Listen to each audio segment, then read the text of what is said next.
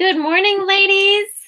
Thank you for joining us today at Sacred Spaces, where we are talking about how to create spaces of trust and depth around God's Word. And so today we have Pam Sanders. Thank you for joining us today, Pam. Yay! Good morning, everybody. So Pam, you have been at this a while. Tell us a little bit about your journey of studying the Bible and as a Bible study leader. Yeah, I started off, I taught my first quote-unquote Bible study when I was about 16 with a group of 12-year-old girls, and I loved it. I was terrified, but I loved it. So I pursued that love by going to Washington Bible College and learned how to study the Bible there, and wanted to go to Pennsylvania and teach Bible in the school system, but that didn't materialize. I ended up teaching Bible at a Christian school in Maryland. And as I got into my adult years, I had the opportunity to teach Bible study at church, which terrified me. I'm very conscious of my voice. It's a very young sounding voice, and one time I heard myself on tape and said, I will never speak in public again. But God continued to give me opportunities to teach and lead small groups. And I've done every kind of study, every kind of style over about probably 35 years. Wow. So what do you want to know? We want to know all the things, Pam. So you've had a lot of different experiences. And so here we've talked a lot about small groups, but we haven't talked about large groups. And so let's talk about that. Right. What are some of the benefits of a large group? Well, large groups are awesome just because of the massive people in the group. The energy that a large group generates is just incredible. Singing together, praying together, hearing the hum around the room when you break out into small groups is really wonderful. And I have done many large groups. I think the largest class I had 90 people in it. Wow. And while I enjoyed that, there are some downsides of that. One time I was at a women's ministry event, and a woman walked up to me, and I said, "Oh, I don't think I've ever met you. I'm Pam Sanders." And she said, "Oh, I know who you are. I'm in your class." And I was mortified that I didn't know her. And of course, how could I know 90 people? And we broke into small groups, but I was not part of those small groups. How can a teacher with equity move around small groups and be part of them? Plus, when the teacher tries to plug into that small group, you feel like an outsider, or oh no, the teacher's in our group, and it changes the dynamics of that group. So that situation started drawing me to the smaller group. And that was my last big group that I led. So I desired to study the Bible verse by verse in a small group, and I stepped away from Breakaway for a year with the permission of leadership to see if a small group setting would work. And I did that with 4 women, and it was such a sweet, sweet time that I've never gone back. I'm going to keep talking because, Amber, are you still there? So my sweet spot is no more than 16. Those are the groups that I've tried to lead. There you are. Yeah. I just kept talking because I didn't know who was listening. Because I disappeared. Okay, so that was my big group experience. You want me to transition to smaller group? Yes. I know from experience that small groups are your sweet spot. So tell us a little bit about that. Why is that? Yeah.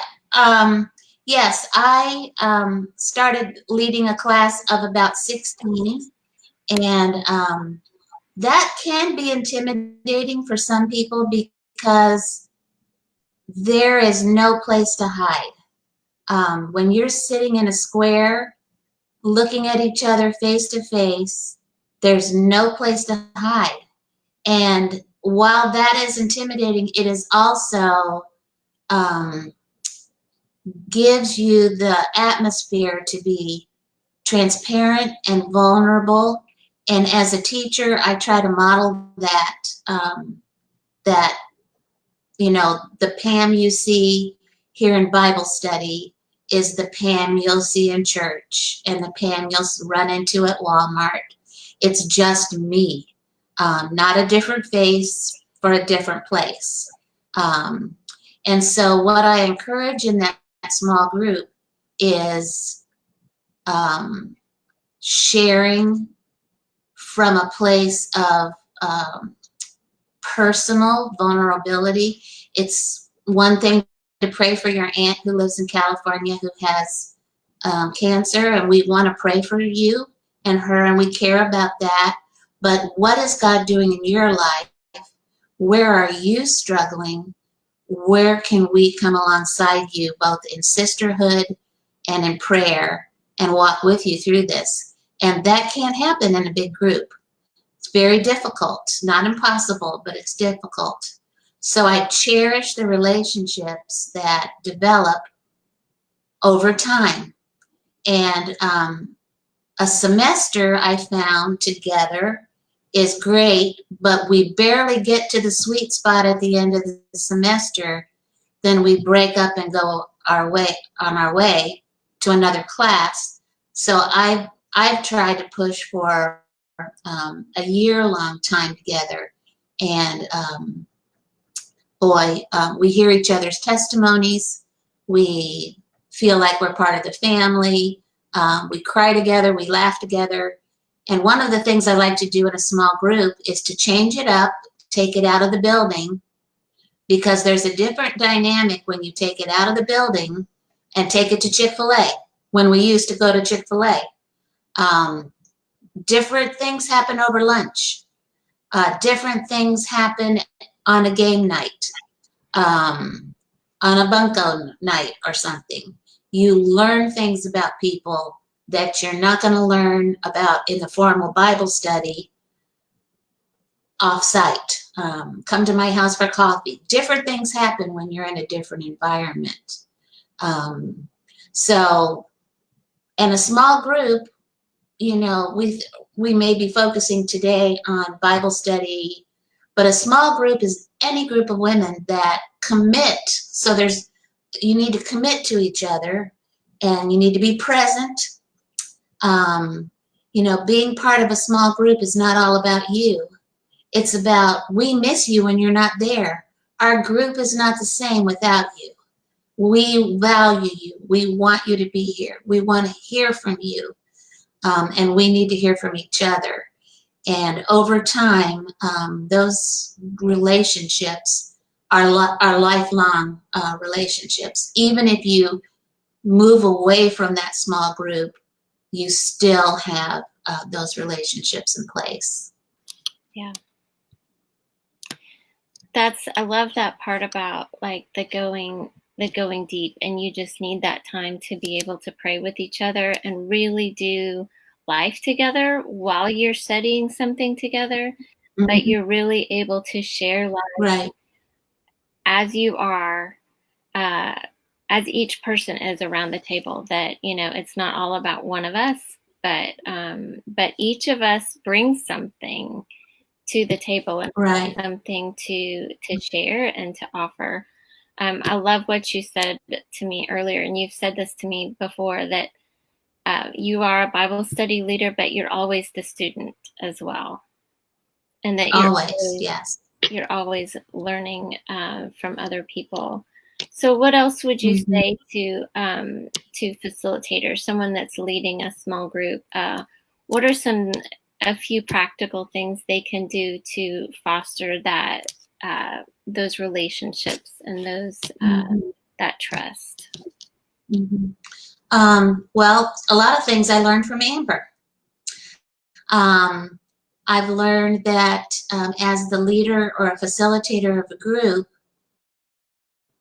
it's okay if you throw out a question or an idea and people are quiet. I am an extrovert, and dead noise, dead silence makes me antsy, and I tend to want to jump in and fill that silence with noise. And so in the class I was with Amber last year, I learned that, people process things differently. Us introverts are ready to talk many, many times. The introverts are processors, and they take a while before they bring it to the mouth and are ready to share it out loud. So to allow the space for those women to be able to speak is a challenge, and we all need to grow together. And as the facilitator, you could even talk about that specifically. All right, you introverts, let's back off a little bit and give our other ladies a chance to speak. So if commitment is big to the group, like I said, it's not all about you. It's about what you bring to the group and who the group is because you're there. And we cherish that. Then there's always that you want to provide a safe group where nobody is shocked by what you say. I have some things in my life that might be shocking to hear, but I want to have a place where I can share those things. And sometimes that takes time. And so you have to put in the time. It doesn't always happen right away. You don't always click right away. And that person who talks may seem like the most together person, but they may be your most needy person. So it takes time to figure that out. Communicating weekly in a personal note, texting, meeting with 2 or 3 at a time to get to know better. That's always important. And then just having fun together. Like, we're not going to talk about Bible study today. We're going to play, and I like to play, I make up games of Jeopardy. I make up Jeopardy games. And we play stupid games. We have white elephant exchanges. We just have fun. So there's a lot of different components that make a good group. So there you go. Great. Awesome. What are some things participants can, and I think participants can keep a lot of those things in mind, especially with the extrovert, introvert, or, an external processor, right, an internal processor. And, I think all participants can kind of that's really valuable to know, not only as a leader, but as someone, as a participant, that, that there are 2 different kinds of people that are comfortable or less comfortable sharing, and some people need some more time.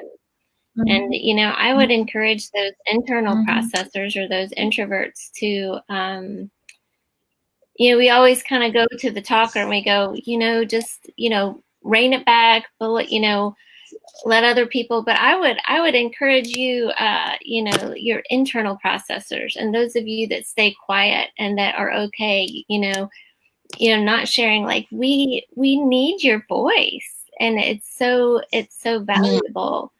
And so, and it might be outside of your comfort zone, even if the facilitator's ready to move on, but just to say, there is one thing that I'd like to share, and to challenge them to let their voices be heard too. So what are some other? Yeah, go ahead. We've all been in bad small groups. Yeah. Right? We've all been in small groups that are less than optimal. And why are they? What is it about them that made them a bad small group? Is that it doesn't seem worthwhile? Maybe it seems like the questions that we're being asked to talk about is just a rehash of what we've already done for an hour. Right. So it seems redundant. It's not meaningful. So, we can't depend on the teachers to do it all. So as the facilitator, it's up to us to take those questions then to the next step, to the next level. And that's work. And it takes some thought. It takes some pre-preparing. Being a small group leader, I think, is as crucial, if not sometimes more, than the teacher, especially if it's a large class. Right. Because after the main teaching of the large class, then you are breaking into smaller classes. And the teaching continues. Not just a rehash of what the teacher just said, but how can you take it deeper? How can you take it more personally? How can you take it in a more life-changing way? And then as the participant, you have to be willing to take a step out there. And I know it's scary because we've all been in places where we've been kind of poo-pooed for our thoughts, or women just want to fix you, and they don't really listen. They're always thinking about, well, have you tried this? And well, I have this resource. But being a good listener, I think, is a huge component of being in a small group. Not just sharing, but being a good listener. Because when you're a good listener, that's where the next question comes. Because you're not thinking about what are the questions on my paper. So yeah, I have not been a fan of small groups because so many times I feel stuck in them. I can't get out of them, and I don't like them. So they are hugely, hugely important. And I appreciate, Amber, you focusing on this area to help us do this better. Yeah, we need to do this better. Yeah, well, I think I feel the same way. And if, I think other people feel the same way. Is it going to be worth my time? And it's just hard to know, when you're in the moment, you're like, I know something's off, but I don't exactly know how to make it better.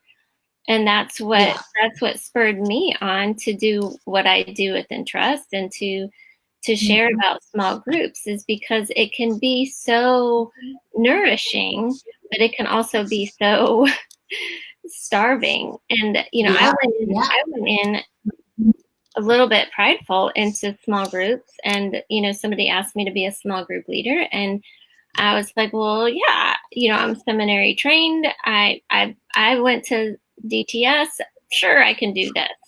And I drowned because I didn't understand what, I knew the dynamics were off, and, we had ladies going on forever, and we had ladies like sobbing, which there is a place for that, but the timing was a little bit off, and I didn't know how to really connect us and how to, really make it that safe place for people. And, and so I thought, like, this doesn't come naturally.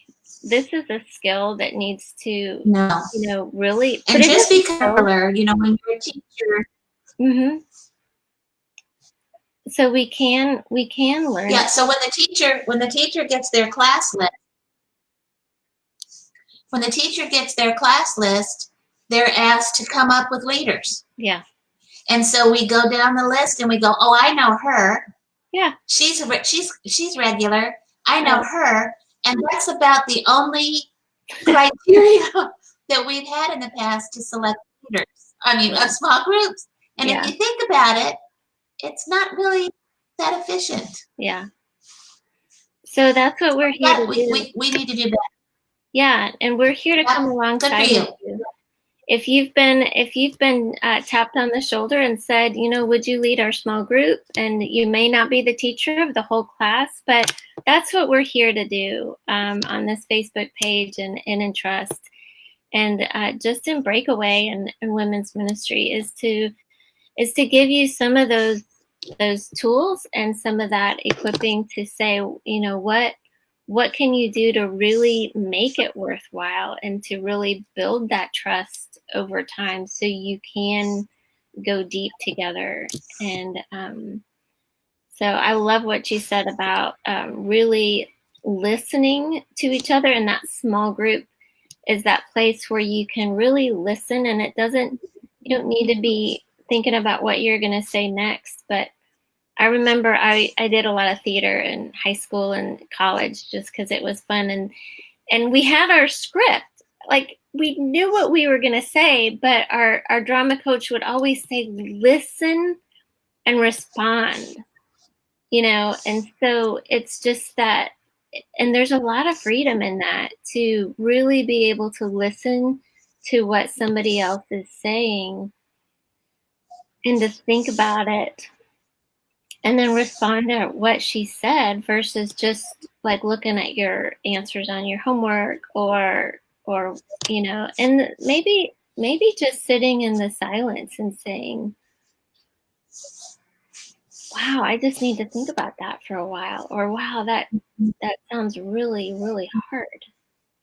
Just being okay to just sit there in the moment. So I love what you said about the listening. So as a final takeaway, we're all starting to register and choose and pray about our classes. So what's one thing you'd like to share with women as they begin to start a new journey in a small group? Well, I'd certainly go before the Lord in prayer and say, Lord, where would you have me plug in this fall? And it may be very different than what you think.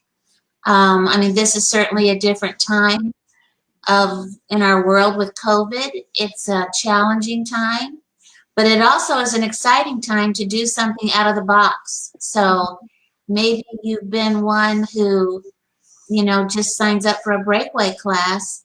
Maybe God is calling you to do something different. Maybe he's calling you to get together with 6 women in your neighborhood, on your back porch, to do life together, to do a study together.